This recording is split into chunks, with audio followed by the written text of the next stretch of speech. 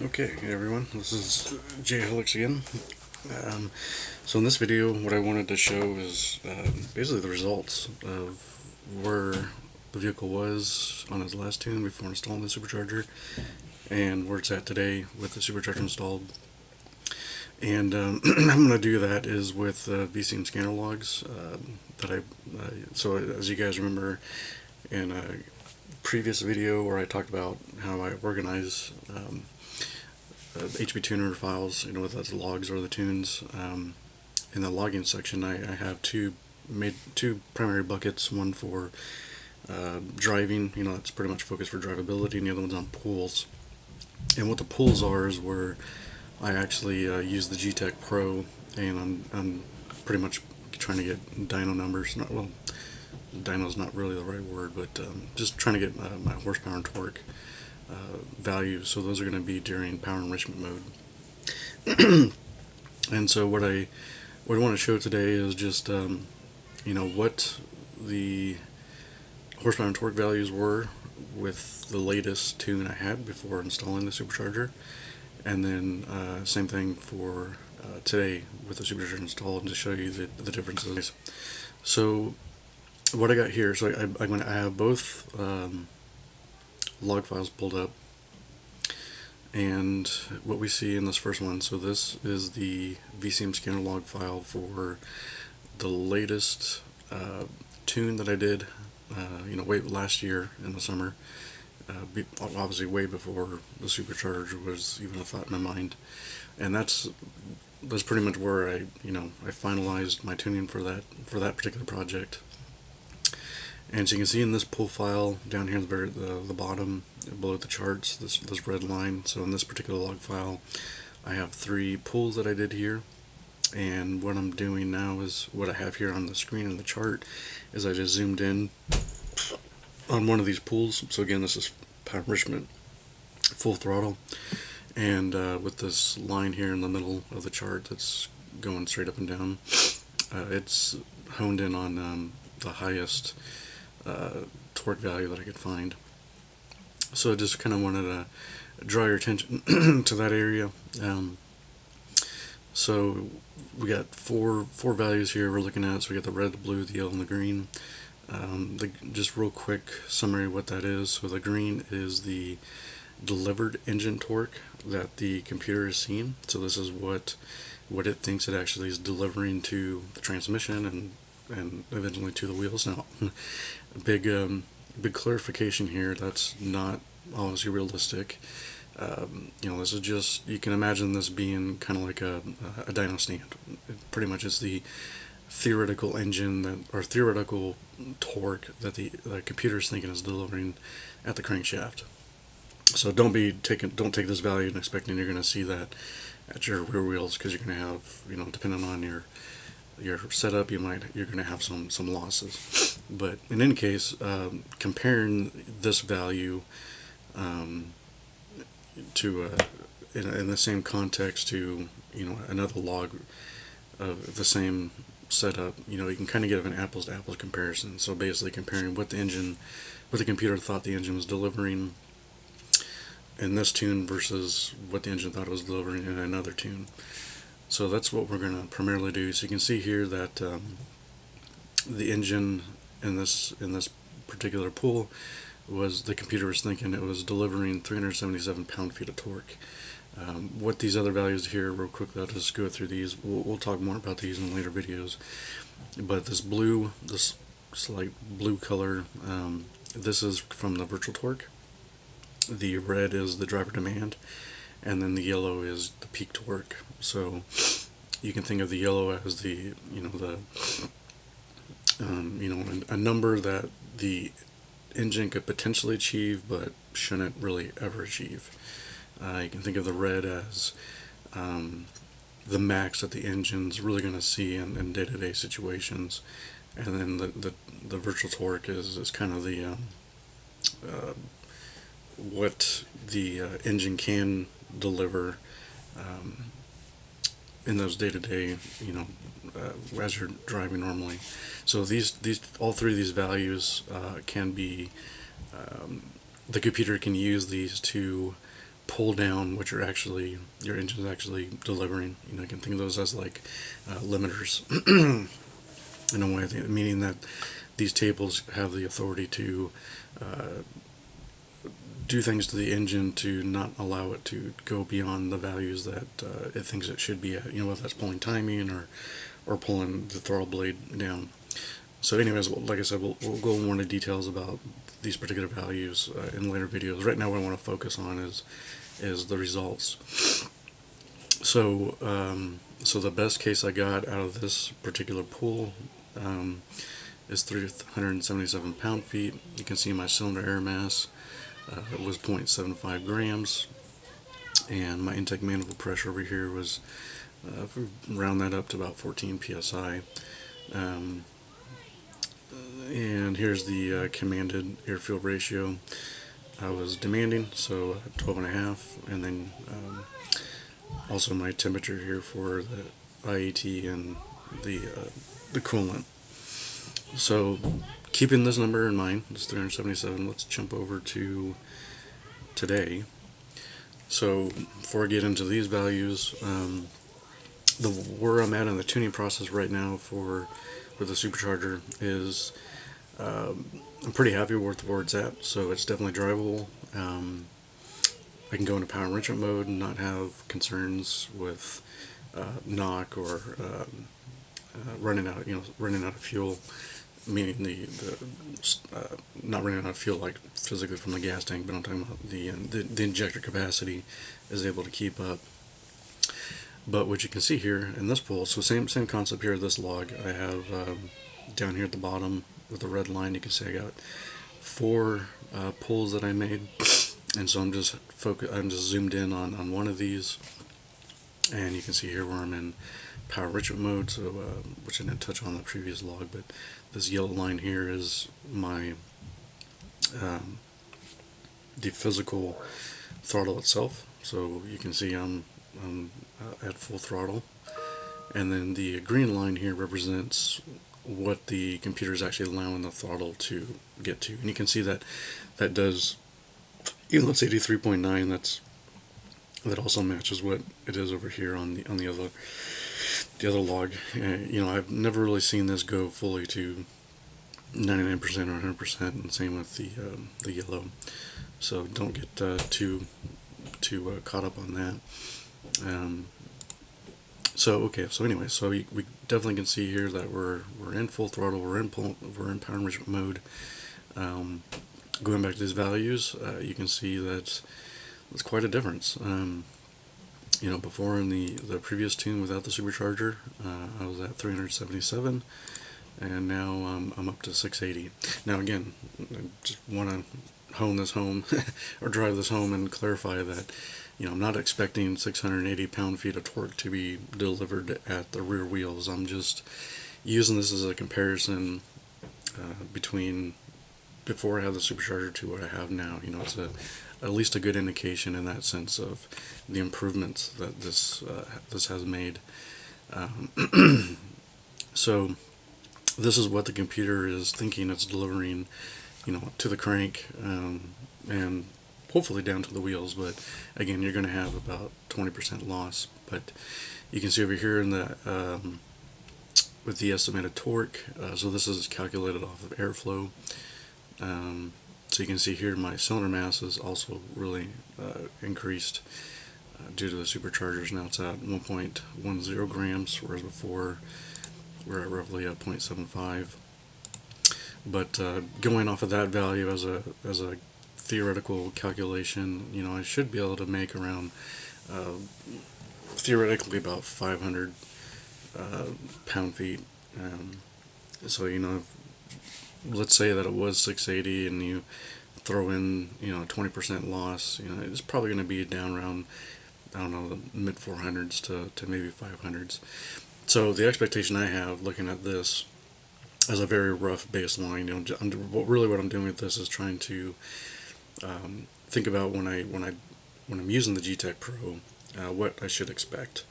And I'm expecting at this point, probably somewhere in the mid 400s, maybe 500s. That's probably really stretching it, but that would be pretty cool. So, but the engine at this point, you can see it has the potential to make over 400 pound-feet of torque.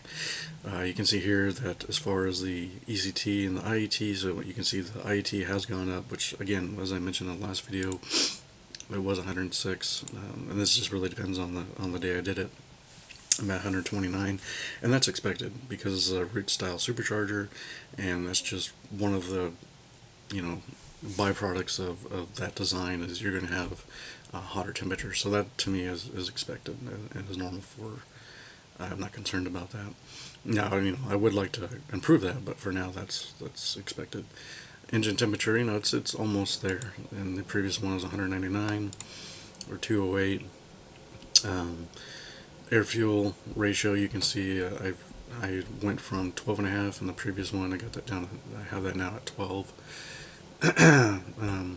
So really, what I hope folks take out of this is just looking at the logs, you know, strictly from a log perspective, strictly from probably more of a theoretical perspective. There was quite an improvement by adding the supercharger and with the tuning I've done so far. And the next thing I did, just to kind of put this in perspective, is I went ahead and created some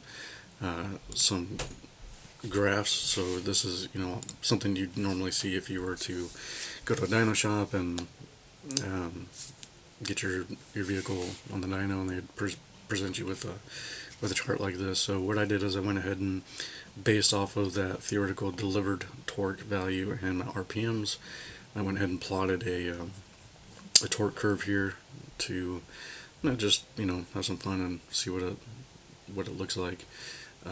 You can see here where the horsepower and torque cross at 5252, and if folks know how that calculation is done, that comes from the formula itself. So that's why you'd always see it cross here at 5252. And so for the horsepower, you know, this is a calculated horsepower. So since I know my torque, I can calculate my horsepower, and then I was able to plot that. So you can see the blue line here on the left is your torque in pound-feet. And again, this is the green value, which is here, which is what the computer thinks as the delivered torque. And the right hand side here, I guess that's a red color, is the horsepower. So this is what the curve looks like with the before the supercharger, and this is what it looks like now with the supercharger. So again, here we're crossing at 5252, and you can see quite a difference. If we go back over, you know, I'm kind of peaking up. Horsepower is peaking a little over 350. If we go over to with the supercharger, it's peaking over 600. Now there's some funkiness going on here with some of these, with like this area here. You can see a nice steady torque curve there. So you can see just from the slope of the torque curve, you know, I'm gaining, I'm quickly achieving torque at lower RPMs, which again is what we'd expect with this style of supercharger, the root supercharger. That's kind of where their known working areas is at lower RPMs versus like your centrifugal style superchargers that would where you really start to see torque come in at higher RPMs. So again, this is just kind of a theoretical way to map to show between the two, comparing the two. How I did this was how I plotted these charts is inside your VCM scanner. When you have a log open, you go here to your log file, and you can export a log file. So I exported it as a CSV, so comma separated values, and what I did was just exported the visible range. So that's why I got it all zoomed in here, because it's going to export the data from this visible area, and then also want to make sure that it's going to interpolate the data of gaps. So what that means is, actually probably the best way to show that here is in our data tables. So you can see here there's gaps, right? You're not going to always hit every one of these cells. I mean, you can if you drive long enough and you take the time to do it, but for the most part, you're not going to have all all these gaps filled in with data. And so what the VCM scanner, when you tell it to export it and interpolate, it's basically going to fill in those gaps for you and interpolate between the last value and the next value. So that way you have, when you do your plots and you're doing analytics on the data, you don't have to worry about those gaps causing some issues. So once I exported that data into a CSV, I used a numerical analytical tool to do the plotting. And there's a couple of them out there. The most popular one that folks have probably heard about, maybe familiar with, is Matlab. The one I used is Octave, which is a free open source numerical analytical tool that's one of the best free and open source ones that works well with Matlab. And what that means is if you have Matlab projects, that you'll have a higher chance of those being able to run without making changes inside Octave, and same with vice versa. You can export an Octave file and use that in Matlab. So the cross compatibility between the two is pretty good. Now there's always going to be some functions that that Matlab will have that Octave might not have, but for the most part, for simpler tasks, it works pretty good. So that's how I was able to plot that data. So I basically just came in here and pulled in from the CSVs and calculated my horsepower values from the torque values, and then had Matlab and went ahead and plot the values out. So so that's how that was done. One thing to note about, and you could probably see it here, let's see, this one's probably not a good example because it's actually hitting right on, but what you'll see sometimes, actually, yeah, this one here, so you can see this is a good example. So delivered engine torque is the parameter that I'm using in these calculations, and is what the chart here is using. This is set up as to use this delivered engine torque PID. Now what you'll see though is that over here in my channel list it's showing 378, but my chart is showing 377.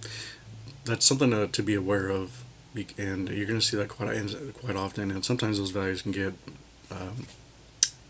they can get pretty far apart, and not like by hundreds, but you might have situations. Actually, let's flip over to the other log and see what this one looks like. So we have the chart showing 680. Let's see if I can find my delivered torque. Yeah, that's 724. Maybe it was engine torque itself. It might have been engine torque I was using. You can see here where, yeah, that one is actually pretty far off. And the reason that is the chart does interpolations, so it might not always match what your channel value is. You could be off, like you can see here. Your channel is always going to be the raw value that it sees at that point in time. So something to keep in mind there, to pay attention to that, or just know that exists. Because what happens is when you export the data, you're not getting chart values. The data that's in the CSV that you export is not these values here in the chart, it's the values from the channel list. So just something to keep in mind. So once you export the file, this is what they look like. This thing will load. Oh, there we go. So this is the one from once the supercharger was installed. So this is the CSV file. I just got it pulled open here in Excel. And there is actually a couple more headers in here that I just deleted to clean this up. But this is what the CSV file looks like with all the data points. And again, all these values are coming from this channel list. So it's the values here, not from the charts. So in any case, just wanted to show that there's definitely an improvement with having the supercharger on there. With the tuning that I've done so far, definitely seen some good progress. So that's really what this is meant to be about. Ultimately, what it's going to come down to is what's actually at the rear wheels, and so that's what I'll be using the G-Tech Pro to establish. But just figured I'd like to share and throw this out there for folks, and hopefully people find it useful. If anybody is interested in doing more with the with Octave and the data that you can get out of the logs, just let me know in the comments, and I'd love to make some more videos. Just for some examples here, I did some statistical analysis on some of the data, and it's one of the benefits of tools like Octave that you can do to generate correlation regression for bivariate data. So if anybody's interested in using Octave or even Matlab for this type of stuff, just let me know, and I can make some more videos about that. But in any case, I figured this would be a good first video for kicking off the tuning series. So that's actually what I'll start working on next, and we're going to be going through what I did and the steps I took for tuning for the supercharger. So I'll keep it at that, and thanks for tuning in, and I'll see you guys on the next video.